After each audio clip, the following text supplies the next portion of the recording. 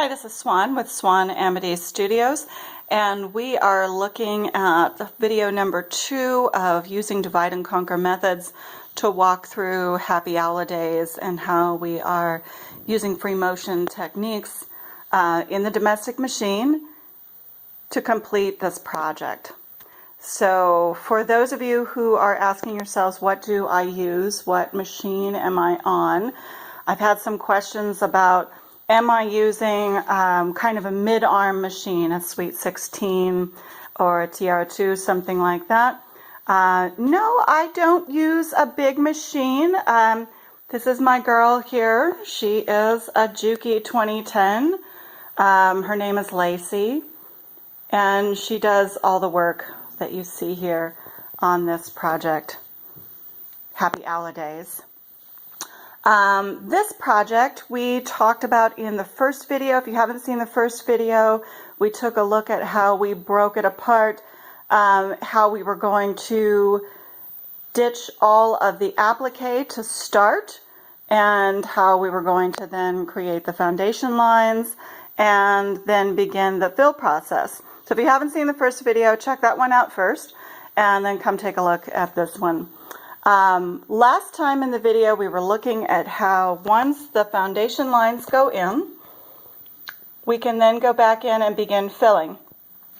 And we don't necessarily have to change thread because the foundation lines have stabilized the project. All the pins are out.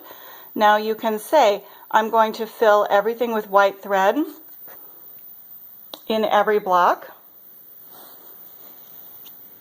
just like that. And then we're going to change thread and we're going to begin doing the fill in the secondary section so that all of those sections get filled just like that in every block, all 9 of them. Now we don't have to change thread every time that we're in a block. 1, 2, 3 changes. We're going to use that change and go through all of the blocks at the same time.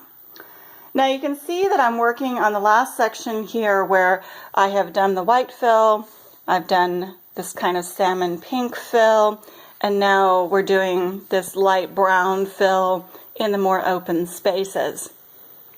So here we go. Here's the one that we have left. You can see what a big difference this makes to how using a really dense fill like this kind of begins to shrink up the block.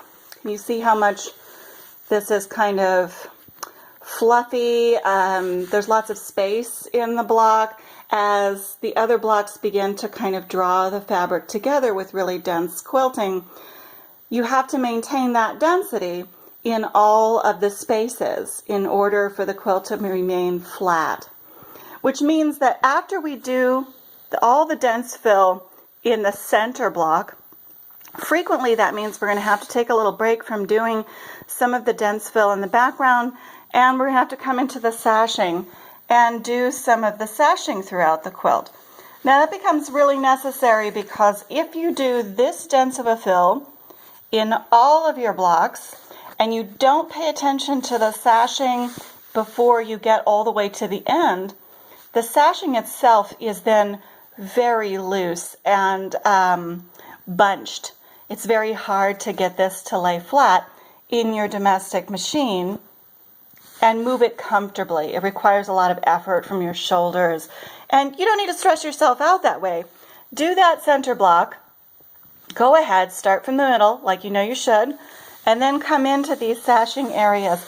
Go ahead and do that dense fill in the sashing space so that the sashing all around the center block lies flat, and then begin to continue moving out.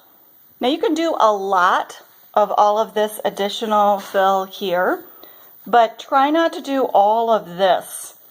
This just creates a lot of bunching, not laying nice and flat unless you take some time out and start doing that sashing ahead of time.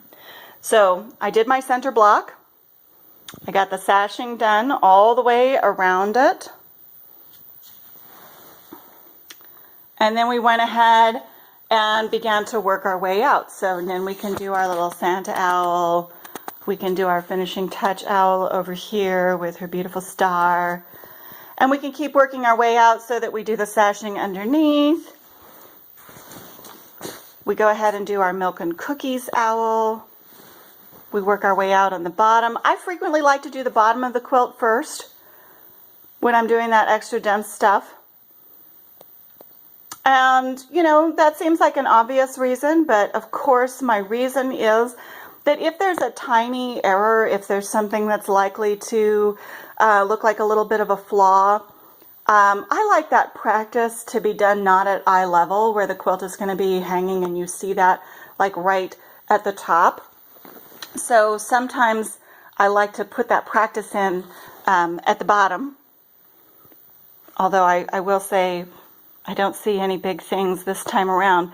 I'm working with some designs that I feel really comfortable with, that I use a lot. I'm a big circle fan. So I don't really see anything showing up here. But if this was the case that you were working on something where you wanted to get a little extra practice in, sometimes I just feel like that's better for that to be at the bottom where it's not at eye level when the quilt is hanging in the show. Those things that are at the top that people are really going to focus their eyes on first thing, you want those things to just be spectacular, to be perfect, to not give anybody the chance to question you. So there at the top, we've got the last two owls ready to go.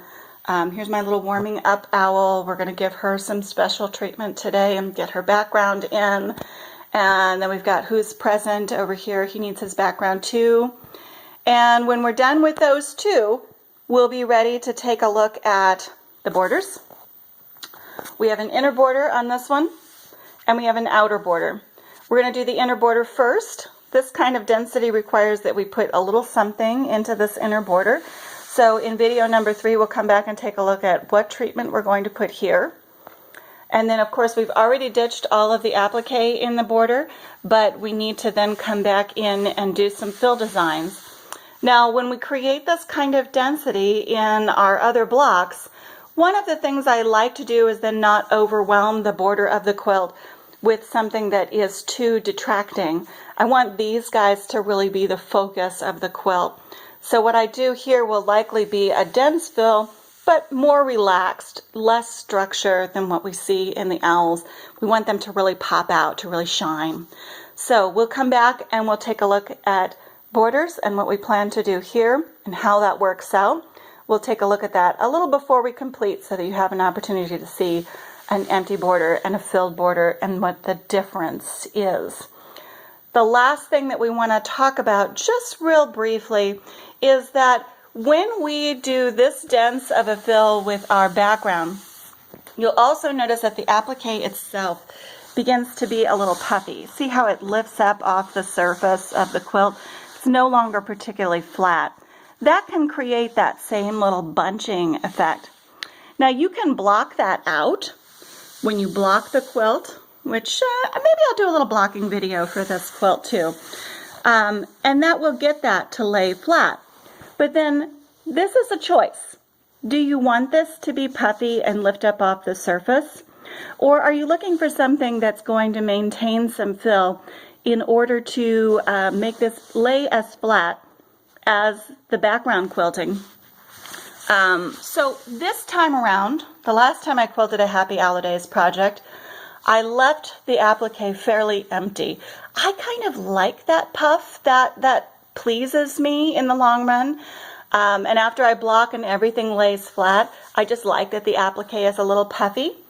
But that's not everyone's preference.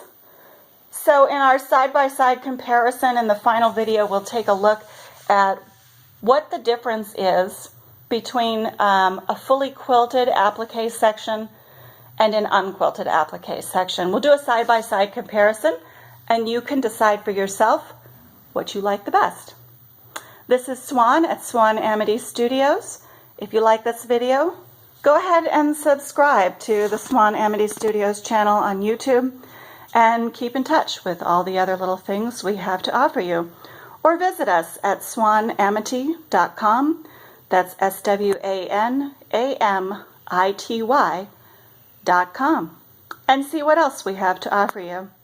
Thanks so much for watching. Have a fabulous quilty day.